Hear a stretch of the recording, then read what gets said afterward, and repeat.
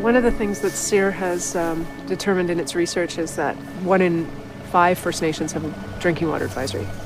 But when we actually look at the number of reserves, it's actually 1 in 3. I think it's something that we should all be ashamed of.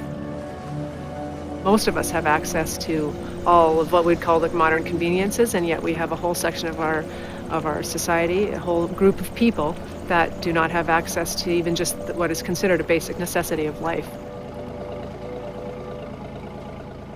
So who's Tom? I'm Tom Anderson. Hi, Tom. It's so good to see you. This is Chief Finally. Erwin Redskag. Hello. Chief Erwin Hi. Redskag. Very nice to meet you. Hi. This is Councillor Vernon Redskag. Oh, hello. Hi. So you guys have a boil water advisory, right? We've had one here for 18 years, and we supply the water to Winnipeg, so it's quite ironic, I guess. It's hard to believe, really. Yeah. Yeah. So this is one of our typical pump houses here.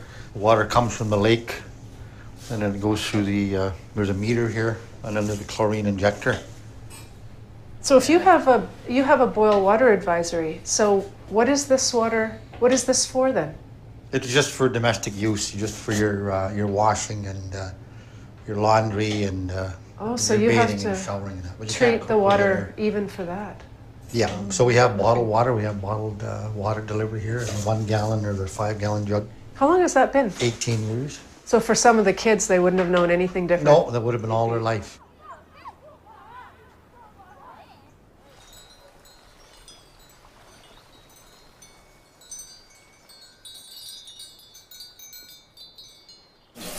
Sometimes when they change the chlorine on there, they can smell it too. It's really strong. Eh? Really? So we use this. You can't drink this at all then? No, unless you boil it. Eh? These are the jugs they deliver. Eh? So they deliver it to your house for you? Yeah, every house. And sometimes they get pretty heavy to lift up. Eh? You have a good back for this job. So do you worry about the state of Shoal Lake at all? Yeah, we got lots of water and can't use it. That's a shame because when I was a kid, we could drink water anywhere. The biggest water issue facing First Nations right now is their ability to control and protect the source of their drinking water. What we do as our organization is we go upstream. We say to ourselves, so how did that problem get created? We've suffered a lot in the past because there's a lack of consultation. And one of the issues is water. What I understand from the elders is that they said that Shoal Lake was a lake all by itself at one time, and it had a natural source. It was a natural spring, so it was always clear. We have Lake of the Woods water coming into Shoal Lake. That's been blasted. I think that process was authorized by the International Joint Commission way back in the day, and there was no consultation at that time. I think over the years there's been a lot of population growth in terms of cottagers within a couple of kilometers of the community. Their sewage is kind of more or less dripping down through Republican Creek into our lake. Lake of the Woods is all polluted, so it's coming to Shoal Lake. And it goes right by here, right through here, into the intake.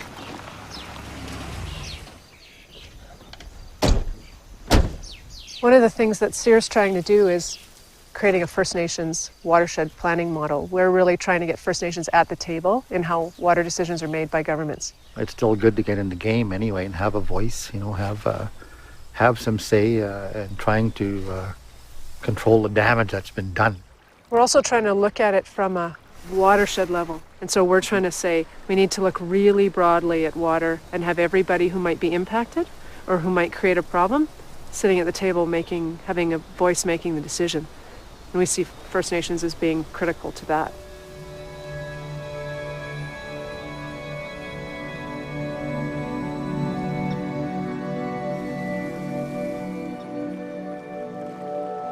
All the water within a certain area all flows into one general direction. That's basically the definition of a watershed. So our method of learning from First Nations is to do a case study analysis, essentially. What's an acceptable level of water quality and how do they make that determination? What are the things they're taking into account? Is it just human use or is it the use of other species?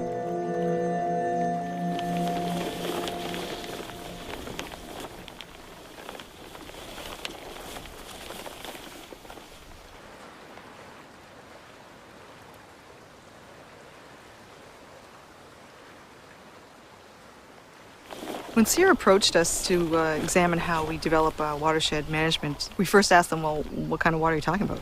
UINR is involved in both sort of a drinking watershed management and also for the protection of aquatic species. And we sort of saw them as two distinct things, but really they are related because what you do for watershed planning applies to all sources, whether it's drinking water or whether it's for the protection of aquatic species.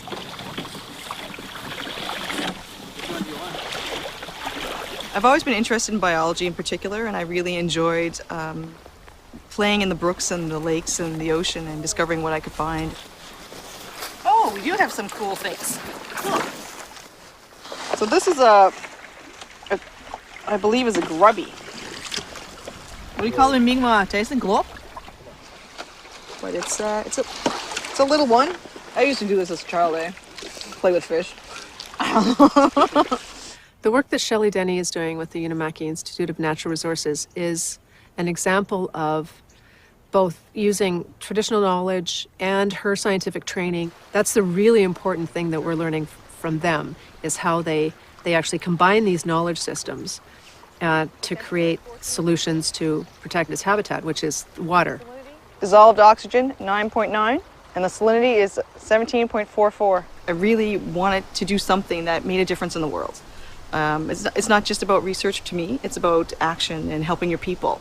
And at the time, I was the only Mi'kmaq student enrolled in a science at my university, and I believe probably in Atlantic Canada. It's a case study, and it's a demonstration of the interconnectedness and how their research activities and their ultimate solutions are demonstrating that.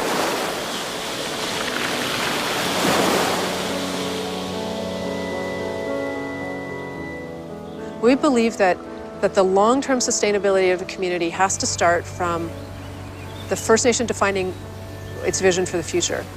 100 years from now, what do they want their First Nation to look like? What would be the world they're trying to create? Our community is dying. Our people are dying because of the water. Finally, people are starting to get aware of our message that us as being custodians, as caretakers of the land, they should have listened to us a long time ago. Now they're starting to look at our methods, our teachings, our ways. We always think about the next generation. We always think about what we're doing today affects what happens tomorrow. Especially the elders, they always talk about whatever you do today impacts your grandchildren. The land and everything is very resilient. The only negative impact is man or humankind and what they do to it. Our belief is that Mother Earth is a living thing, and everything's connected.